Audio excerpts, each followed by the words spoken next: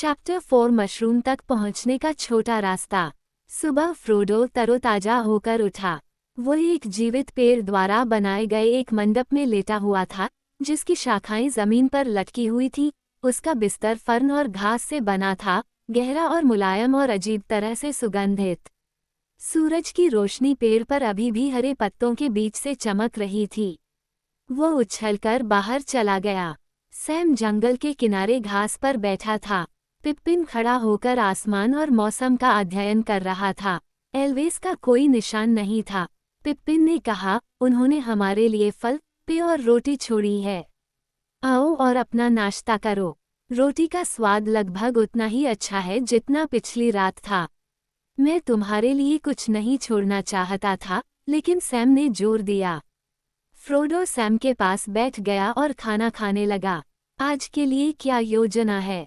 पिप्पिन ने पूछा। जितनी जल्दी हो सके बकलबरी तक चलना है, फ्रोडो ने उत्तर दिया और अपना ध्यान भोजन पर लगाया। क्या आपको लगता है कि हम उन सवारों को देख पाएंगे? पिप्पिन ने प्रसन्नतापूर्वक पूछा। सुबह के सूरज के नीचे उन सभी की पूरी टुकड़ी को देखने की संभावना उसे बहुत भयावह नहीं लगी। हाँ, शायद, फ्रोडो ने कहा। उसे ये याद दिलाना पसंद नहीं आया, लेकिन मैं उम्मीद करता हूँ कि वे हमें देखे बिना ही नदी पार कर लूँगा। क्या तुम्हें गिल्डोर से उनके बारे में कुछ पता चला? कुछ खास नहीं, केवल संकेत और पहेलियाँ, फ्रोडो ने टालते हुए कहा। क्या तुमने सूंघने के बारे में पूछा? हमने इस पर चर्चा नहीं की, फ्रोडो ने मुंह भर कर कहा। आपको ऐसा करना चाहिए था। मुझे यकीन है कि यह बहुत महत्वपूर्ण है।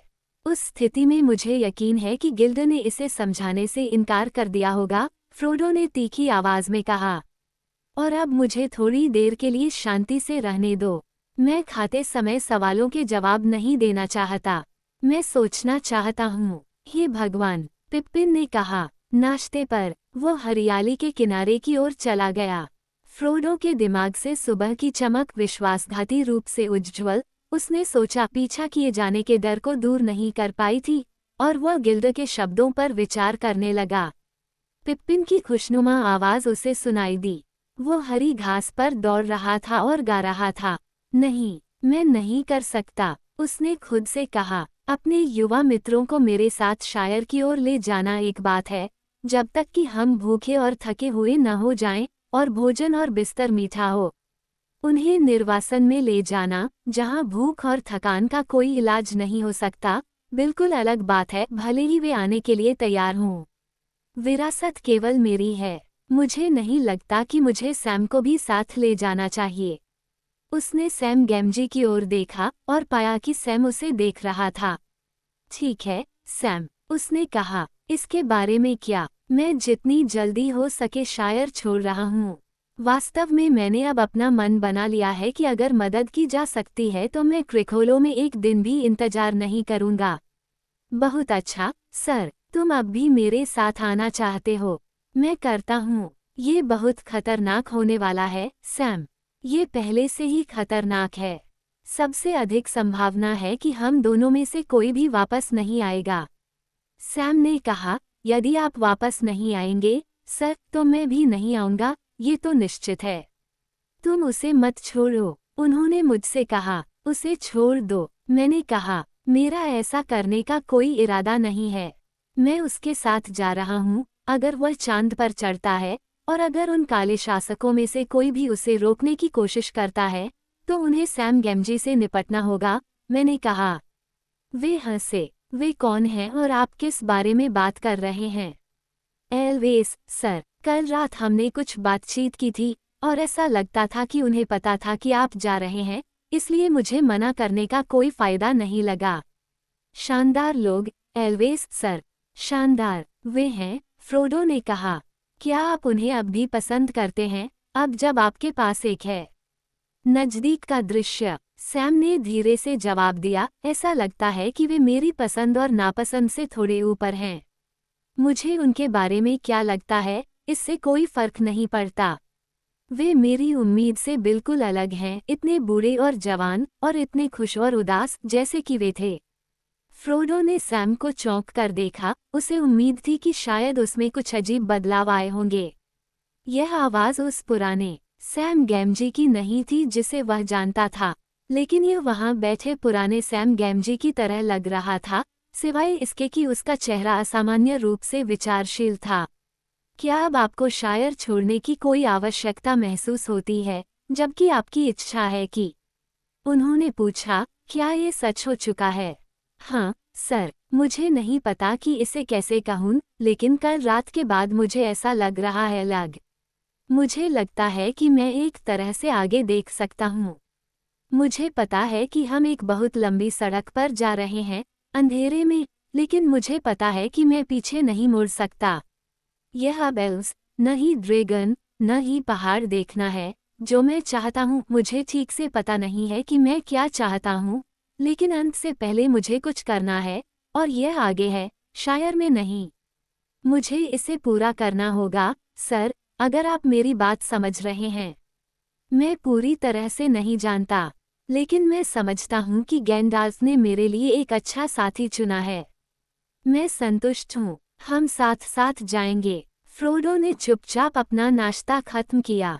फिर खड़े होकर उसने देखा आगे की जमीन पर और पिप्पिन को आवाज दी, क्या सब लोग चलने के लिए तैयार हैं?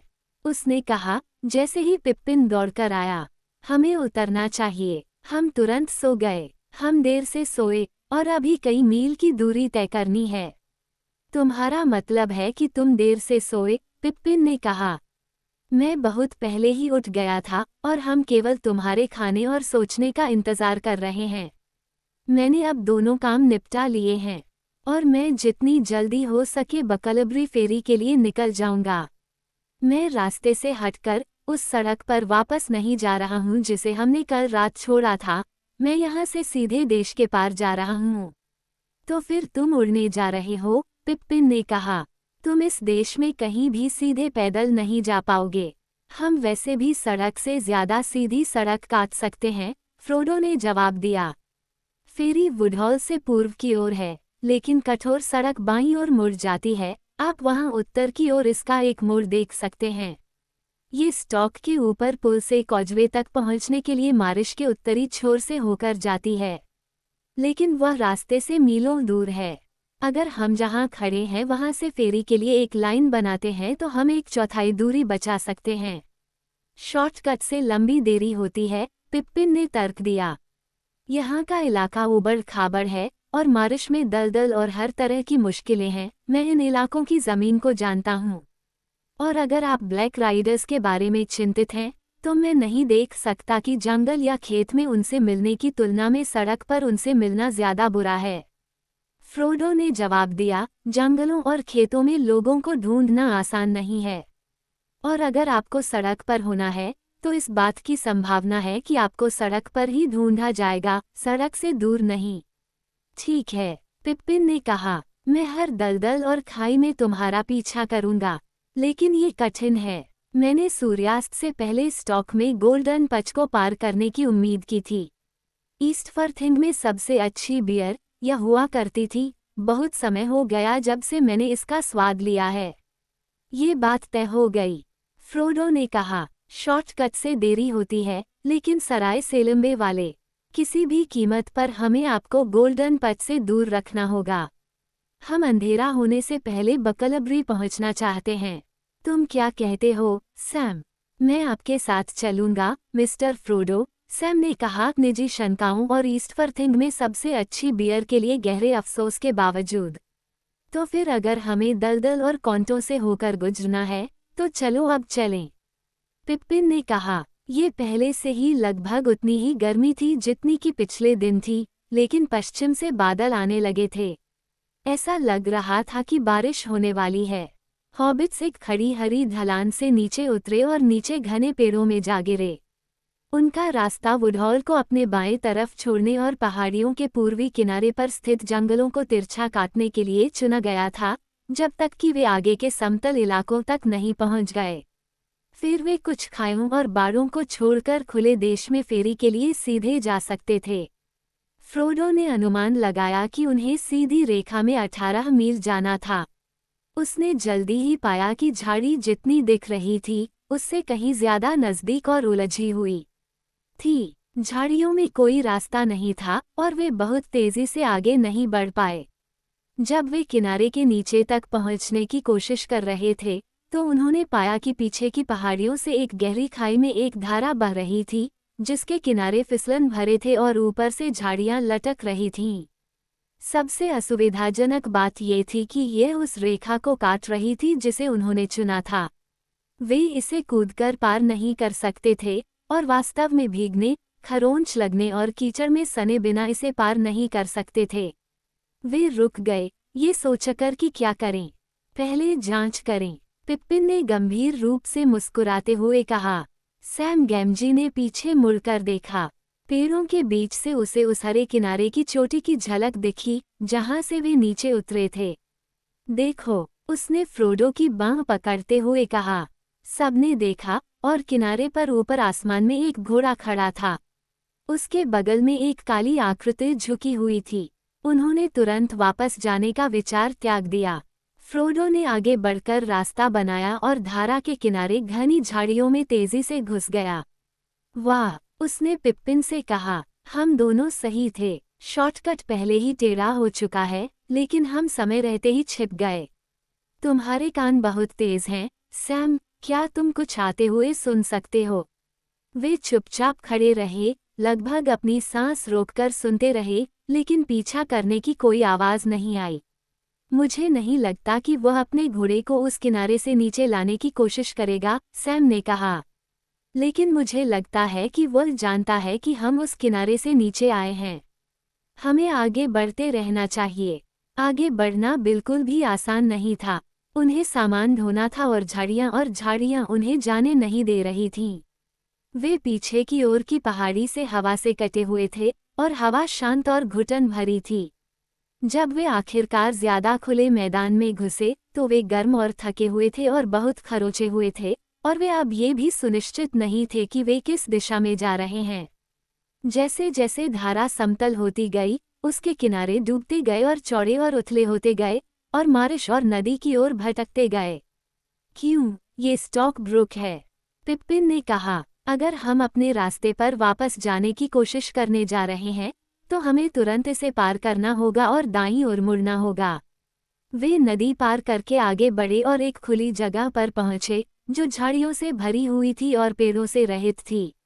उसके बाद वे फिर से पेड़ों की एक पट्टी के पास पहुंचे। ज्यादातर ऊंचे ओक के पेड़ थे और कहीं कहीं एक एल्म या ऐश का पेड़ भी था। जमीन काफी समतल थी और बहुत कम झाड़ियां थीं, लेकिन पेड़ इतने पास थे कि वे दूर तक नहीं देख पा रहे थे। हवा के अचानक झोंकों में पत्तियां ऊपर की ओर उड़ गईं और बादलों से घिरे आसमान से बारिश की बूंदें गिरने लगीं। फिर हवा थम गई और बारिश की धारा बहने लगी। वे आगे बढ़ते रहे। वे जितनी तेजी से हो सके घास के टुकड़ों पर और पुरानी पत्तियों के घने ढेरों के बीच से गुजरे, और उनके चारों ओर बारिश की बूंदें टपक रही थीं। वे बात नहीं कर रहे थे, लेकिन पीछे और इधर-उधर देखते रहे। आधे घंटे के बाद पिप्पिन ने कहा, मुझे उम्मीद है कि हम दक्षिण की ओर बहुत ज्यादा नहीं मुड़े होंगे और इस जंगल में लंबी दूरी तक नहीं चल रहे होंगे। ये बहुत चौड़ी पट्टी नहीं है, मुझे कहना चाहिए था कि यह ज्यादा से ज्यादा 1 मील से ज्यादा नहीं है और हमें अब तक इससे निकल जाना चाहिए था। फ्रोडो ने कहा, हमारे लिए टेढ़े मेरे रास्ते पर चलना अच्छा नहीं है। इससे मामला नहीं सुधरेगा। हम जैसे चल रहे हैं वैसे ही चलते रहें। मुझे अभी भी यकीन नहीं है कि मैं खुलकर सामने आना चाहता हूँ। वे शायद कुछ और मील चले। फिर सूरज फिर से बादलों के बीच से चमक उठा और बारिश कम हो गई। अब दोपहर हो चुकी थी और उन्हें लगा कि दोपहर के भोजन का समय हो गया है।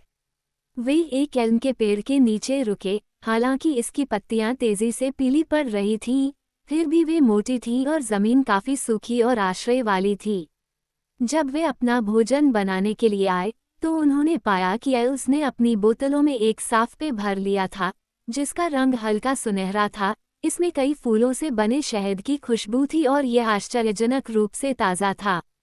बहुत जल्द वे हंसने लगे और बारिश और ब्लैक राइडर्स पर अपनी उंगलियां चटकाने लगे। उन्हें लगा कि आखिरी कुछ मील जल्द ही उनके पीछे रह जाएंगे। फ्रोडो ने पेड़ के तने पर अपनी पीठ टिका ली और आंखें बंद कर लीं। सैम और पिप्पिन पास बैठे थे और वे गुनगुनाने लगे, फिर धीरे से गाने लगे। हो हो, मैं बोतल की ओर जा रहा हूँ, मेरे दिल को चंगा करने और मेरे दुख को दूर करने के लिए। बारिश हो सकती है और हवा चल सकती है, और अभी कई मील जाना बाकी है, लेकिन एक ऊंचे पेड़ के नीचे मैं लेट जाऊंगा और बादलों को तैरकर चले जाने दो। हो, वे फिर से जोर से बोलने लगे। वे अचानक रुक गए। फ्रोडो अपने पैरों पर खड़ा हो गया। हवा में एक लंबी चीख आई, जैसे किसी दुष्ट और अकेले प्राणी की चीख।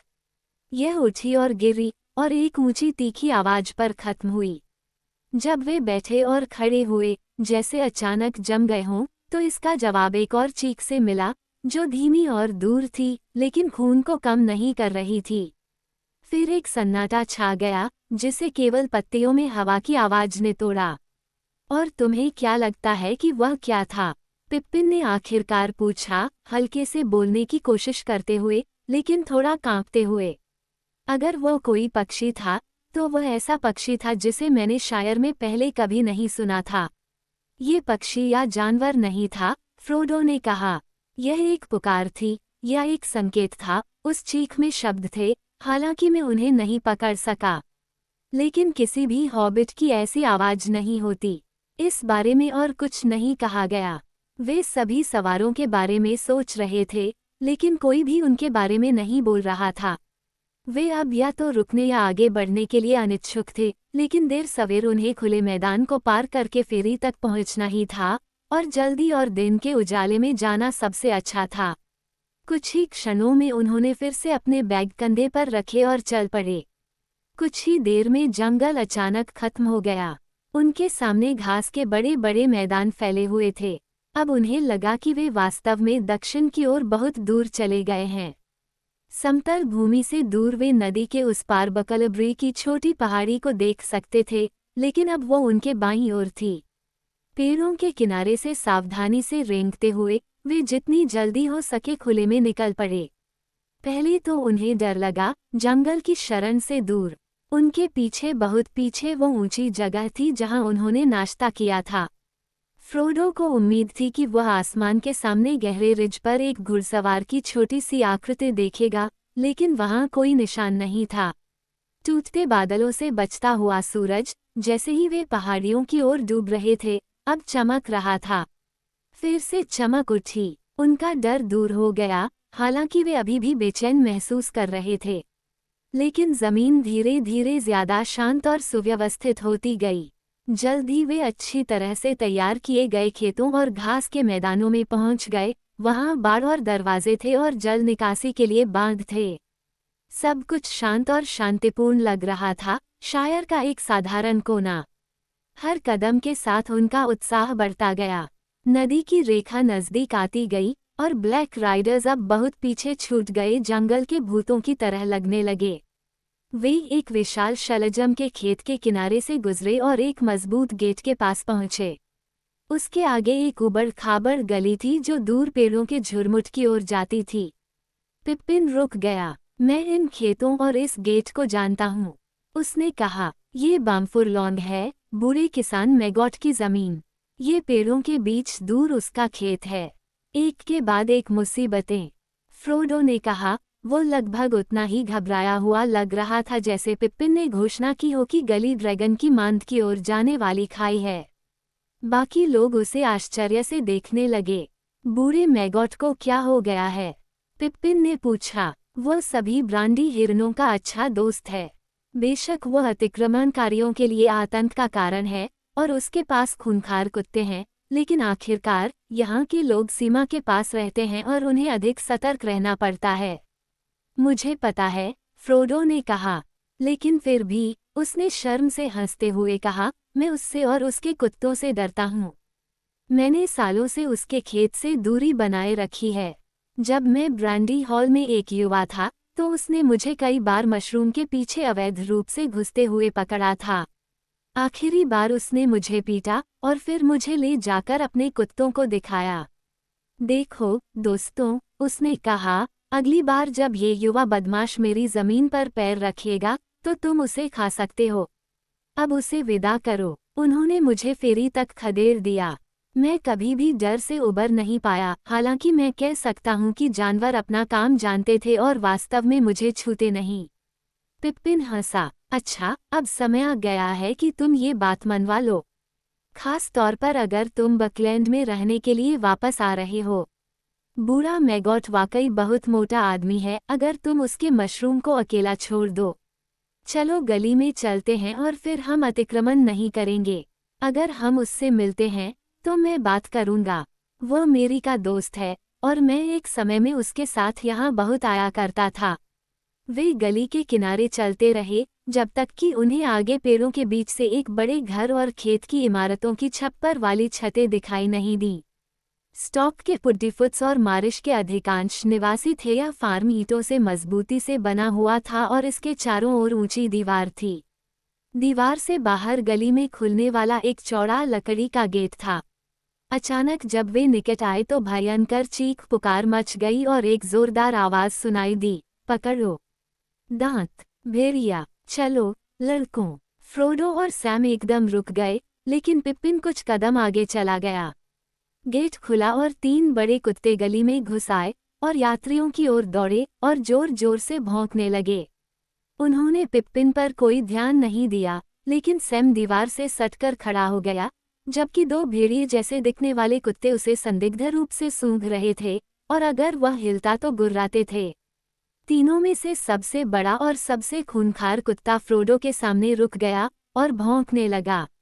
गेट से होते हुए एक मोटा ताज़ा हॉबिट दिखाई दिया, जिसका चेहरा गोल और लाल था।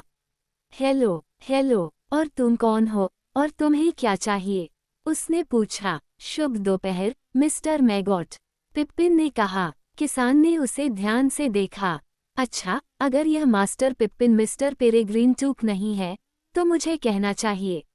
वह चिल्लाया और उसका चेहरा गुस्से से मुस्कुराहट में बदल गया। बहुत दिनों बाद मैंने तुम्हें यहाँ देखा है। ये तुम्हारे लिए सौभाग्य की बात है कि मैं तुम्हें जानता हूँ। मैं बस अपने कुत्तों को किसी अजनबी पर छोड़ने जा रहा था। आज कुछ अजीबोगरीब चीजें हो रही हैं। बेशक, हमें कभी कभी इन इलाकों में अजीबोगरीब लोग घूमते हुए मिल जाते हैं। नदी के बहुत पास, उसने अपना सिर हिलाते हुए कहा। लेकिन यह आदमी सबसे अजीबोगरीब था जिसे मैंने कभी देखा है। वह दूसरी बार बिना अनुमति के मेरी जमीन पार नहीं करेगा, अगर मैं उसे रोक सकता हूँ तो भी नहीं। तुम्हारा मतलब क्या है? पिप्पिन ने पूछा। तो फिर तुमने उसे नहीं देखा? किसान ने कहा। वो कुछ समय पहले ही पुल की ओर जाने वाली गली में गया था। वो एक मज़ेदार ग्राहक था और मज़ेदार सवाल पूछ रहा था। लेकिन शायद तुम अंदर आओ और हम ज्यादा आराम से यह खबर दे सकें। मेरे पास एक बूंद बढ़िया शराब है, अगर तुम और तुम्हारे दोस्त तैयार हों। मी टूक। ये स्पष्ट था कि किसान उन्हें और भी बहुत कुछ बताएगा, अगर उसे अपने समय और तरीके से ऐसा करने की अनुमति दी जाए, इसलिए सभी ने निमंत्रण स्वीकार कर लिया। कुत्तों के बारे में क्या? फ्रोडो ने उत्सुकता से पूछा। किसान हंसा। जब तक मैं उन्हें न कहूं, वे तुम्हें नुकसान नहीं पहुंचाएंगे। यहाँ ग्रिप, फैंग, हील, वह चिल्लाया। Heal, wolf. फ्रोडो और सैम को राहत देते हुए कुत्ते चले गए और उन्हें आज़ाद कर दिया। पिप्पिन ने बाकी 2 लोगों का परिचय किसान से कराया। मिस्टर फ्रोडो बैगिंस, उसने कहा। हो सकता है कि आपको वह याद न हो, लेकिन वह ब्रांडी हॉल में रहता था। किसान ने बैगिंस नाम लेते हुए चौंकते हुए फ्रोडो को एक तीखी नज़र से देखा। एक पल के लिए फ्रोडो को लगा कि चोरी हुए मशरूम की याद ताज़ा हो गई है और कुत्तों को उसे विदा करने के लिए कहा जाएगा। लेकिन किसान मैगॉट ने उसे बांह से पकड़ लिया। अच्छा, अगर यह पहले से भी ज्यादा अजीब नहीं है, उसने कहा। मिस्टर बैगिंस है न? अंदर आइए, हमें बात करनी चाहिए। वे किसान के रसोई घर में गए और चौड़ी चिमनी के पास बैठ गए। श्रीमती मैगॉट ने एक बड़े जग में बियर निकाली और 4 बड़े मग भरे। यह एक बढ़िया बियर थी और पिप्पिन को लगा कि उसे अपनी कमी की भरपाई से कहीं ज्यादा मिल गई है। गोल्डन पच। सैम ने संदेह से अपनी बियर पी। उसे शायर के दूसरे इलाकों के निवासियों पर स्वाभाविक रूप से अविश्वास था और वह ऐसे किसी भी व्यक्ति से जल्दी दोस्ती करने के लिए तैयार नहीं था जिसने उसके मालिक को पीटा हो, चाहे वह कितना भी पुराना क्यों न हो। मौसम और कृषि की संभावनाओं, जो सामान्य से ज्यादा खराब नहीं थी, के बारे में कुछ टिप्पणियों के बाद किसान मैगॉट ने अपना मग नीचे रखा और देखा उन सभी पर बारी बारी से। अब मिस्टर पेरेग्रीन, उसने कहा, आप कहाँ से आ रहे हैं और कहाँ जा रहे हैं? क्या आप मुझसे मिलने आ रहे हैं? क्योंकि अगर ऐसा है तो आप बिना मेरी नज़र में आए ही मेरे दरवाजे से निकल गए होंगे। नहीं, पिप्पिन ने उत्तर दिया। सच बताऊं तो, चूंकि तुमने अनुमान लगा लिया है, हम दूसरी तरफ से गली में आ गए थे। हम तुम्हारे खेतों से होकर आए थे। लेकिन ये बिल्कुल दुर्घटनावश हुआ था। हम जंगल में रास्ता भूल गए, वुडहॉल के पास फेरी तक पहुंचने के लिए छोटा रास्ता लेने की कोशिश में। अगर आप जल्दी में होते तो सड़क आपके लिए बेहतर होती, किसान ने कहा। लेकिन मैं इसके बारे में चिंता नहीं कर रहा था। अगर आप चाहें तो आपको मेरी जमीन पर चलने की इजाजत है, मी पेरेग्रीन। और आप, मी बैगिंस, हालांकि मैं कह सकता हूं कि आपको अभी भी मशरूम पसंद हैं। वह हंसा। हाँ, मैंने नाम पहचान लिया। मुझे वह समय याद है जब युवा फ्रोडो बैगिंस बकलैंड के सबसे बुरे युवा बदमाशों में से एक था। लेकिन मैं मशरूम के बारे में नहीं सोच रहा था। मैंने बैगिंस नाम आपके आने से ठीक पहले सुना था। आपको क्या लगता है उस मजाकिया ग्राहक ने मुझसे क्या पूछा? वे उत्सुकता से उसके आगे बढ़ने का इंतजार कर रहे थे। खैर, किसान ने धीरे धीरे अपनी बात आगे बढ़ाते हुए कहा, वह एक बड़े काले घोड़े पर सवार होकर गेट से अंदर आया, जो खुला हुआ था, और सीधे मेरे दरवाजे तक आ गया। सभी ने कहा, हाँ, मैं तुमसे प्यार करता हूँ। वह खुद भी काला था और उसने लबादा और हुड पहना हुआ था, जैसे कि वह पहचानना नहीं चाहता था। अब शायर में उसे क्या चाहिए? मैंने मन ही मन सोचा। हम सीमा पार बहुत से बड़े लोगों को नहीं देखते हैं, और वैसे भी मैंने इस काले आदमी जैसे किसी के बारे में कभी नहीं सुना था। आपका दिन शुभ हो, मैंने उसके पास जाते हुए कहा। ये गली कहीं नहीं जाती, और आप चाहे कहीं भी जा रहे हों, आपका सबसे तेज रास्ता वापस सड़क पर आना ही होगा। मुझे उसका चेहरा अच्छा नहीं लगा, और जब ग्रिप बाहर आया तो उसने एक सूंघी और एक चीख निकाली जैसे कि उसे लटका दिया गया हो। उसने अपनी दुम नीचे की और चीखते हुए भाग गया। वह काला आदमी बिल्कुल शांत बैठा रहा। मैं उधर से आया हूँ, उसने धीमे और कठोर स्वर में कहा, पश्चिम की ओर इशारा करते हुए, मेरे खेतों की ओर, अगर आप चाहें तो। क्या तुमने बैगिंस को देखा है? उसने अजीब सी आवाज में पूछा और मेरी ओर झुका। मैं किसी का चेहरा नहीं देख पाया, क्योंकि उसका हुड इतना नीचे गिर गया था, और मुझे अपनी पीठ पर एक तरह की सिहरन महसूस हुई। लेकिन मुझे समझ में नहीं आया कि वो मेरी जमीन पर इतनी हिम्मत करके क्यों आया। चले जाओ, मैंने कहा, यहाँ कोई बैगिंस नहीं है। तुम शायर के गलत हिस्से में हो। बेहतर होगा कि तुम पश्चिम की ओर हॉबिटन चले जाओ, लेकिन इस बार तुम सड़क मार्ग से जा सकते हो। बैगिंस चला गया है, उसने फुसफुसाते हुए उत्तर दिया। वह आ रहा है। वह ज्यादा दूर नहीं है। मैं उसे ढूंढना चाहता हूँ। अगर वह निकल जाए तो क्या तुम मुझे बताओगे? मैं सोना लेकर वापस आऊंगा। नहीं, तुम नहीं जाओगे, मैंने कहा। तुम वापस वहीं जाओगे जहां तुम्हें जाना चाहिए, जल्दी से। मैं तुम्हें 1 मिनट देता हूँ, उसके बाद मैं अपने सभी कुत्तों को बुला लूंगा। उसने एक तरह की फुफकार मारी। हो सकता है कि वह हंस रहा हो, या हो सकता है कि नहीं। फिर उसने अपने बड़े घोड़े को मेरी ओर दौड़ाया, और मैं समय रहते रास्ते से हट गया। मैंने कुत्तों को बुलाया, लेकिन वह भाग गया, और गेट से होते हुए गली से होते हुए पुल की ओर बिजली की तरह दौड़ा। आप इस बारे में क्या सोचते हैं? फ्रोडो एक पल के लिए आग को देखता हुआ बैठा रहा, लेकिन उसका एकमात्र विचार ये था कि वे फेरी तक कैसे पहुंचेंगे। मुझे नहीं पता कि क्या सोचना है, उसने आखिरकार कहा। तो मैं तुम्हें बताऊंगा कि क्या सोचना है, मैगॉट ने कहा। तुम्हें कभी भी हॉबिटन के लोगों के साथ घुलना मिलना नहीं चाहिए था, मी फ्रोडो। वहाँ के लोग अजीब होते हैं। सैम अपनी कुर्सी पर हिल गया और किसान को एक अप्रिय नज़र से देखा। लेकिन तुम हमेशा एक लापरवाह लड़के थे।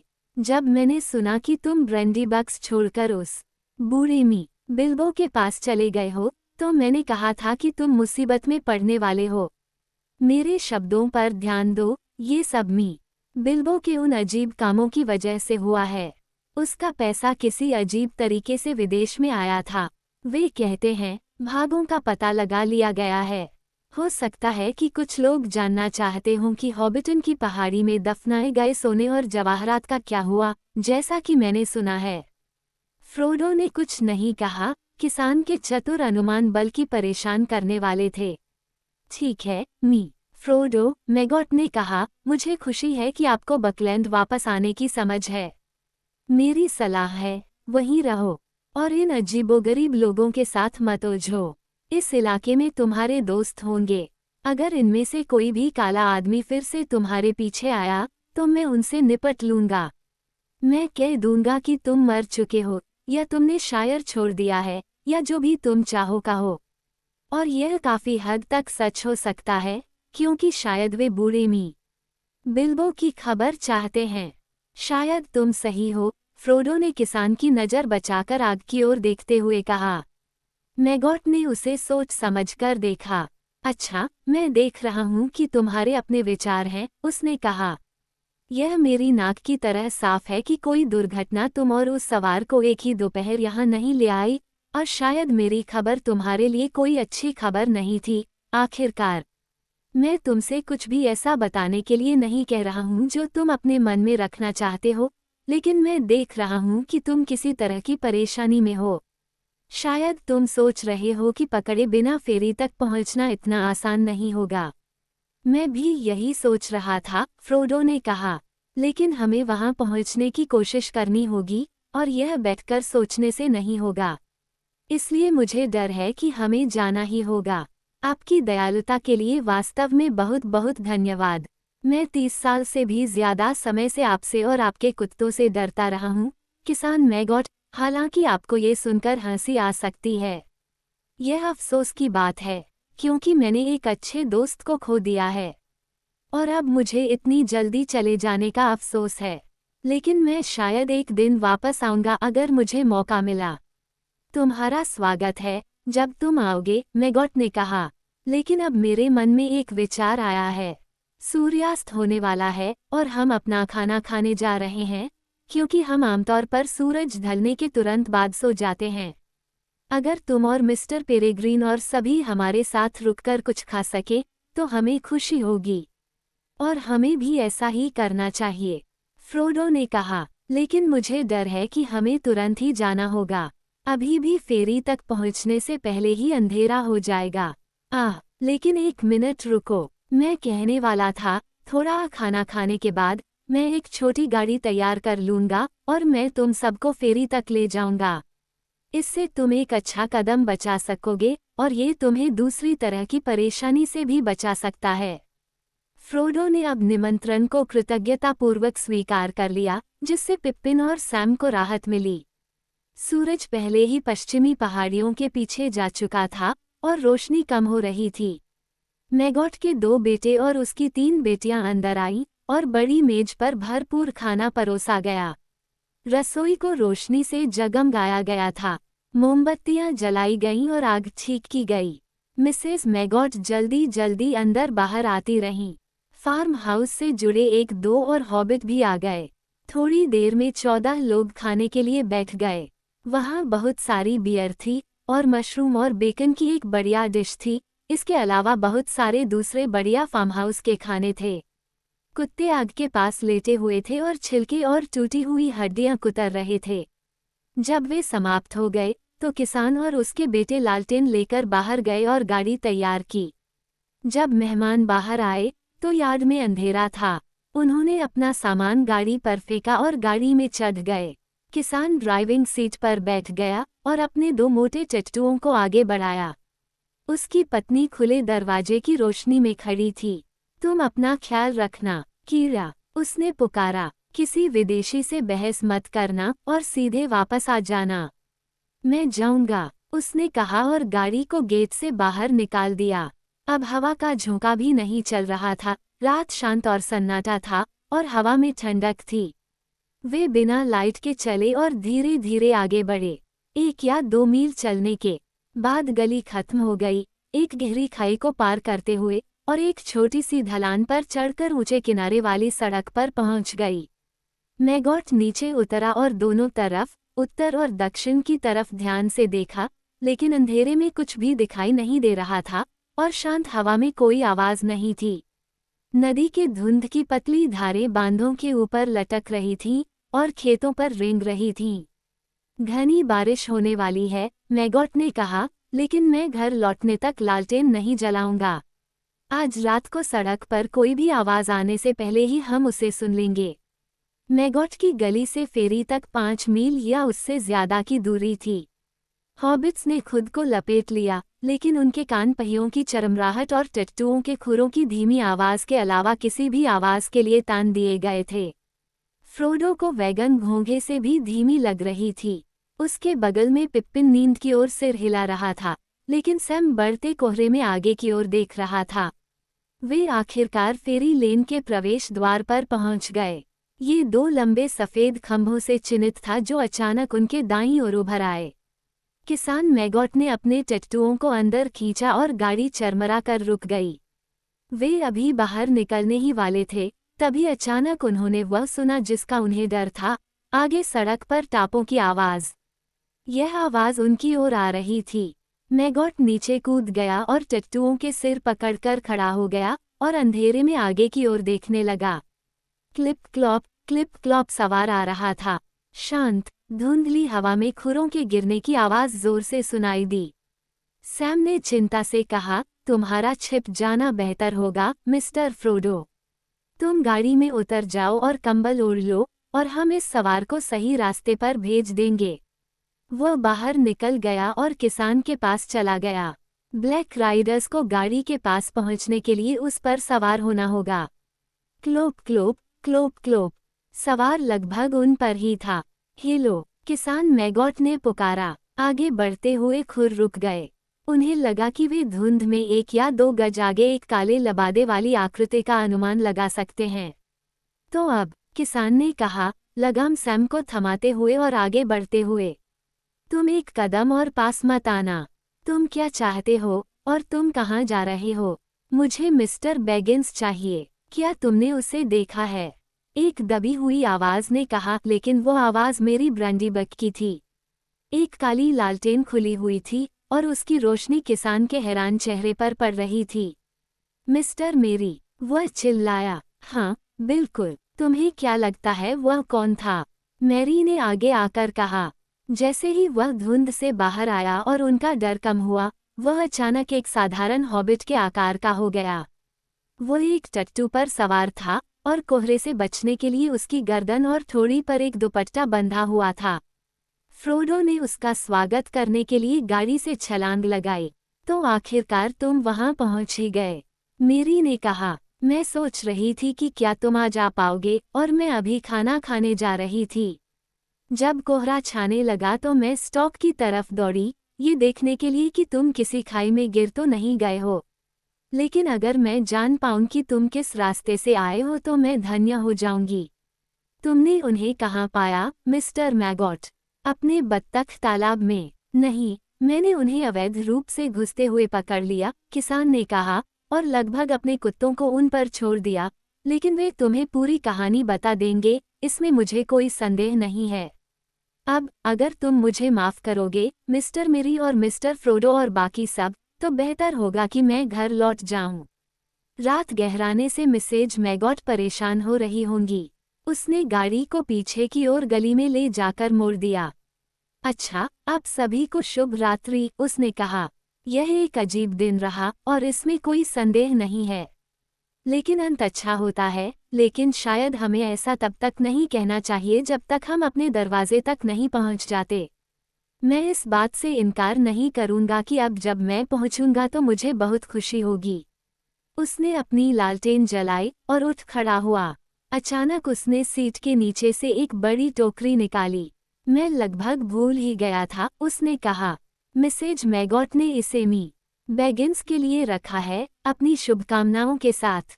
उसने इसे आगे बढ़ाया और चला गया। उसके बाद धन्यवाद और शुभ रात्रि का एक कोलाहल हुआ। उन्होंने उसकी लालटेनों के चारों ओर प्रकाश के पीले छल्लों को देखा, कोहरे भरी रात में धीरे धीरे कम होते गए। अचानक फ्रोडो हंस पड़ा। उसने जो टोकरी पकड़ी थी, उसमें से मशरूम की खुशबू आ रही थी।